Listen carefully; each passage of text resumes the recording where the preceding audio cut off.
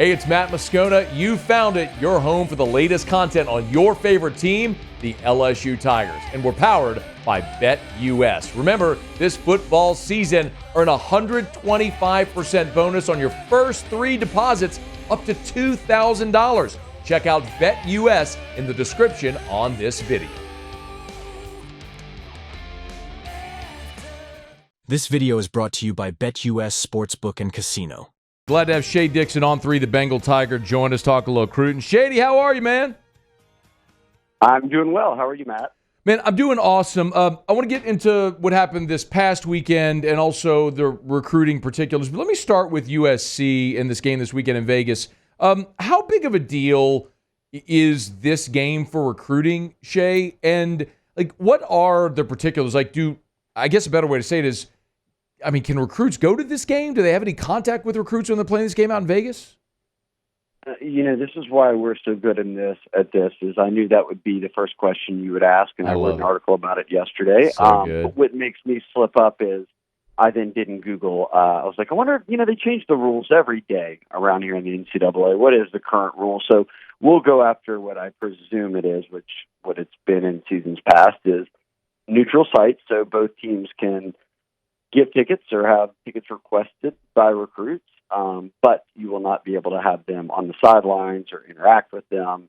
But like I said, they can get tickets and get to the game if they're able to make it. And LSU will have, as I wrote in the article, 3 players there, at least 3, who are ranked number 1 in their state, including Louisiana's number 1 player for next year, who also happens to be the number 1 overall prospect in the entire country, a D lineman named Jakeem Stewart out of St. Aug. He's probably been a household name. He was kind of like Fournette coming out of St. Aug, where everybody knew who he was in 8th grade, and he was getting offers and all of that. And now he's headed into his junior season, and the very first game he's going to see is this LSU-USC one, which USC is also a team that's heavily in the mix for him. So it will be good to have him in the stands for that one, obviously, and even better if they get a win.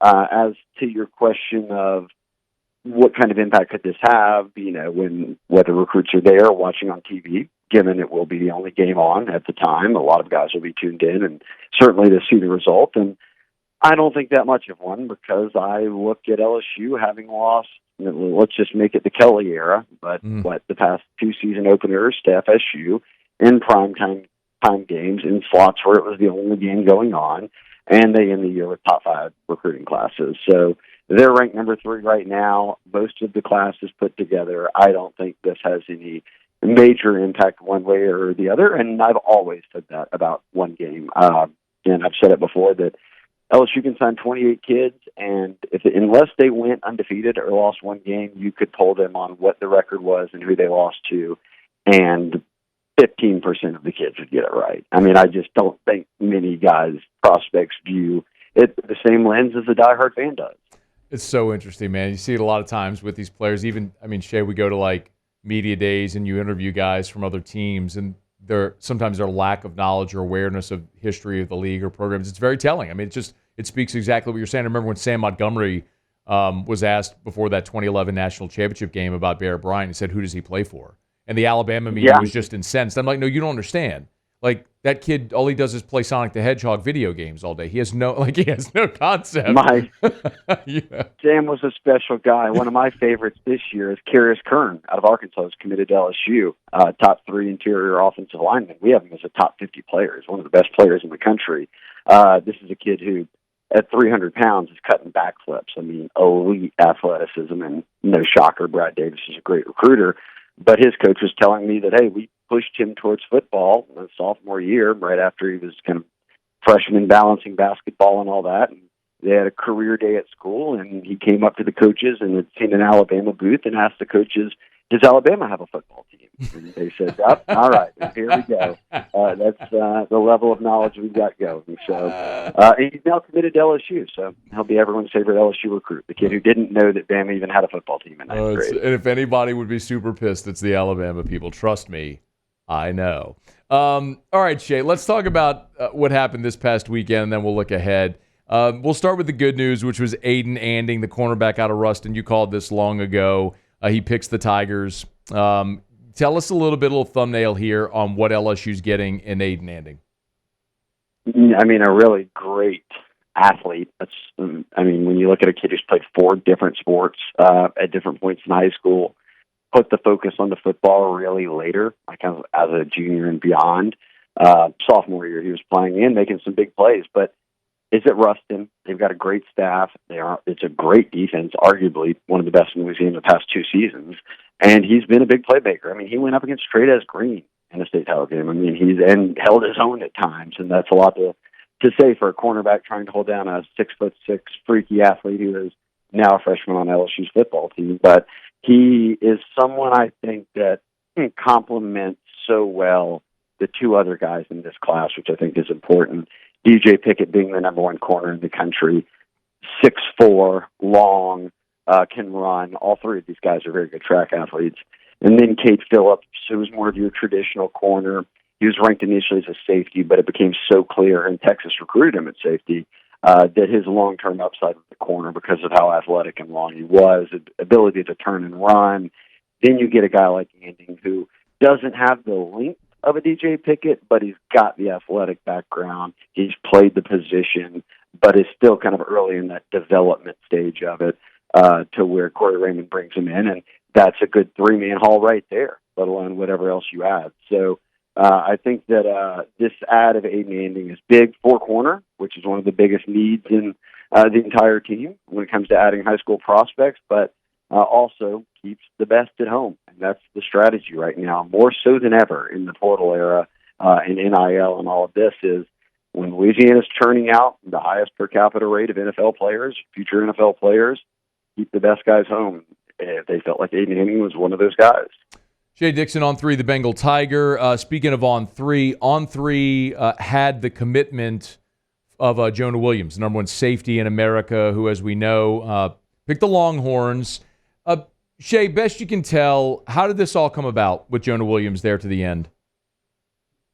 Yeah, I mean, look, this is one of those recruitments that different teams presumably led at different points. I think that he is a 2-sport player. Baseball is his other sport. Obviously, the A&M staff, which is a team he's very into, went to Texas, but I think this became far more about just football in the end, and NIL obviously plays a role in it, but Texas buckled in, and they did a very good job recruiting him down the stretch. There's no denying that. How did they surge? I think that they knew, whether it was a heavy push, building even more on the relationships and kind of strengthening their grip with the family more so than people might have realized, and really kind of putting together a good NIL package, all those things together, which you have to do to land top college players right now, came into play here because they entered the week, and I'll give you here the On3 rankings, or entered Jonah Williams' announcement without a commitment, with 1 commitment from a top 10 player in Texas.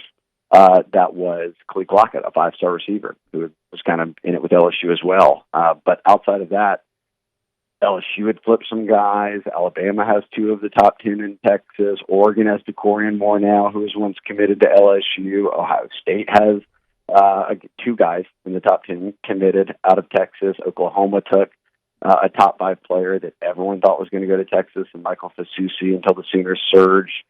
So it felt very, to me, like a back-against-the-wall moment. And I think that Texas did what they had to do to get him, and LSU would be no different. If you looked up, Matt, the top 5 players in Louisiana were all going to Bama and Texas and A&M and Ohio State, and there's 1 guy left on the board. Kelly and company better go get that 1 guy. And I think that's kind of the spot Sark and them were in, and kudos to them. They buckled in and got it done. Hey, we'll get back to the video in just a quick second, but of course, loving being able to tell you about our partners at BetUS this football season here on AFR LSU. And of course, they've got that great offer for you right now, 125% bonus on your first 3 deposits up to $2,000. So, watching College Game Day, Week 0, Nick Saban has LSU in the playoff. Well, you want to bet on it, you can at BetUS. Check out the screen. When you go to the NCAA football, they have playoff specials tab. When you scroll down, you see all these different teams and their odds to make the college football playoff. Not to win it, just to make it right there. How about it? LSU to make the playoff plus 220. But you cash in on that right now over at BetUS. If you want to make that bet, you could do it. And remember, 125% bonus on your first 3 deposits up to $2,000. So, you love to sports bet like I do, bet with our partners at BetUS this football season. Proud partner here of ours on AFR LSU. Now, back to the video. Excuse me, is LSU done at safety? I think that they very smartly took an approach to where they got Jace Thomas. Look, Jace Thomas's dad played in the NFL. Jace Thomas is a kid who's only played a year of DB, and he's playing for Destrehan, one of the best schools in the state, and starting, and has some great testing numbers. So you add arguably the best safety in Louisiana, you've got him committed. Then they went to Tennessee and got the best safety in the state in CJ Jim Coyley, who his dad grew up in New Orleans. Frank Wilson had connections there.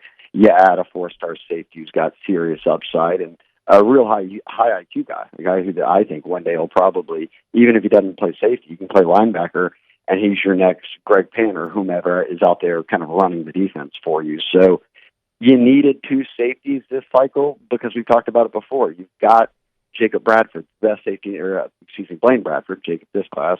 Blaine Bradford next year, one of the best safeties in the country, number 1 on 3 right now, and he's out there. I think that ultimately he probably does end up at LSU, and a commitment from Aiden Hall's already in out of Edna Card. He's a top 5 safety, and then we saw what they have as true freshmen that they've just brought in with guys like Deshaun Spears, and then even Kylan Jackson, who's entering year 2 as a redshirt freshman, and others. So this felt like a sandwich year where it was like, hey, go get good players that don't have to start, but you can develop, and that you feel like have high upside.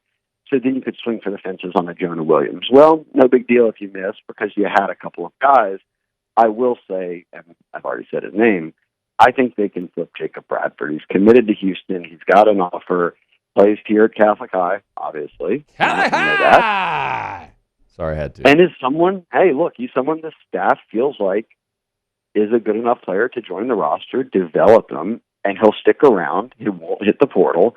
And then you'll be able to have a guy who, in a couple of years, is giving you reps. So, like I said, when you've got the built-in talent that Louisiana does, and the roster expands from 85 to 105 in scholarships, depending on how you want to disperse them out, if you want to go to that number or not, you've got the ability built in to just say, let's take more Louisiana guys, because how often do we see Jacob Bradford go to Houston and have a great career, or whomever go to whatever school, and Dontavian Wicks out of Plaquemine goes to Virginia and plays for a few years, and he looks really good, and he gets drafted in the 3rd round, and now he starts for the Packers. Like, it's one of those things where I think that a state like Louisiana or a school like LSU benefits maybe more than anybody when it comes to expanding a roster and then taking the approach of, let's stick kind of within driving range here of 4 to 7 hours to Dallas of guys that we really want to build our roster around.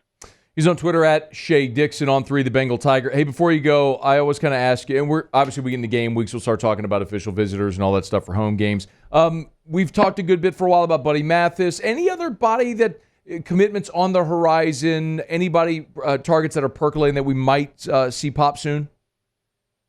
Well, Jamie French, a 5-star receiver, is the other one who's going to announce at the end of the month. LSU's going to have a hat on the table. His mom's from the Felicianas, even though he plays his prep ball in Jacksonville, and that's where they live now. But keep an eye on it. I don't have that gut feel right now to say that I think he ends up at LSU. But you did mention Buddy Mathis. They want to continue to add D tackles or D linemen. They've got 3 already. He could be a 4th. We all feel it on 3 that LSU will be the team. And if he were to pick today, he'd pick LSU, and I think he's going to try to pick here before his season, so within the next week. And beyond that, that's like when I think things maybe slow down just a little bit, Matt, because guys start their senior years. LSU's already at, 25? 5 commitments, and I thought they'd sign between 25 and 30, so you're not taking a whole lot more from here. So it's a good place to be in, though, because they have the number 3 class, and they're not really going to drop much further below that just because of how elite the class is. If anything, I think a lot of these guys are going to go up in ranking. So I keep an eye on Buddy Mathis. Look, Rashad Sterling is a guy they like over at Letcher as a DN, but he's been committed to Houston. We mentioned Jacob Bradford. I think guys like that is who we start to keep an eye on. Shea Dixon, On3, the Bengal Tiger. Y'all get over there. Check him out. Make sure you follow him on Twitter as well, at Shea Dixon. Thanks, Shady. Appreciate you, man. Yep, no problem at all. Thanks so much for watching the video. Remember, smash that like button, subscribe to the channel, and hit the bell so you're notified whenever we post a new video. And our channel is powered by BetUS. 125% bonus on your first 3 deposits, up to $2,000. All the info and the link in the description below.